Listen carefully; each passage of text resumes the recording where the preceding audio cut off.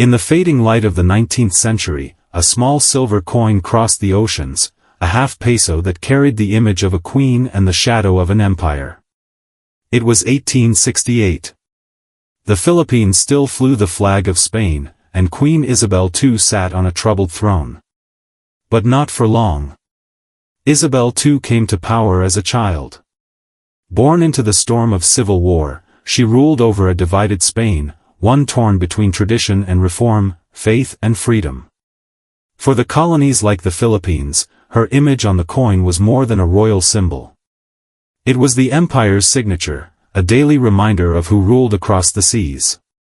The 1868 50 Céntimos de Peso was minted in the last days of Isabel's reign. Struck in .835 fine silver, weighing 12.5 grams, it represented half a peso, a value tied to the silver standard that connected trade from Madrid to Manila, and from Manila to Mexico. Each coin bore her profile, the face of a queen whose empire spanned continents, even as her power crumbled. By 1868, Spain was on the edge. Corruption, economic strain, and public discontent had turned the people against their queen. The revolution known as La Gloriosa erupted. Soldiers and citizens rose in revolt. Isabel II fled across the French border, leaving behind her throne, and the last coins that bore her image. Across the world, the news reached the Philippines months later. But in Manila, trade continued, and coins still changed hands. The 50 centimos circulated among merchants, soldiers, and farmers, a Spanish coin used in Asian markets. In those days, the Philippine economy ran on silver, Mexican pesos, Spanish reals, and the colonial 50 centimos all shared the same fate, symbols of global trade in a colonial world. The obverse showed Isabel II's portrait, calm and regal. The reverse bore the Spanish coat of arms, castles, lions, chains, and the pillars of Hercules, with the motto that promised empire without end. But history had other plans. Within months, those same pillars stood for a vanished monarchy. Isabel lived the rest of her life in exile, watching as Spain shifted through new rulers and republics.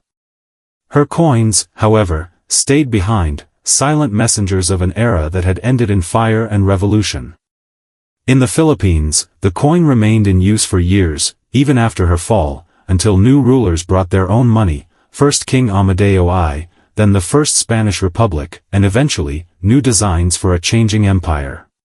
Today, the 1868 50 centimos is more than a collectible. It's a relic of transition, between monarchs, between centuries, and between worlds. Each mark and scratch on its surface tells a story of the hands that held it, ships that carried it, and the empires that claimed it.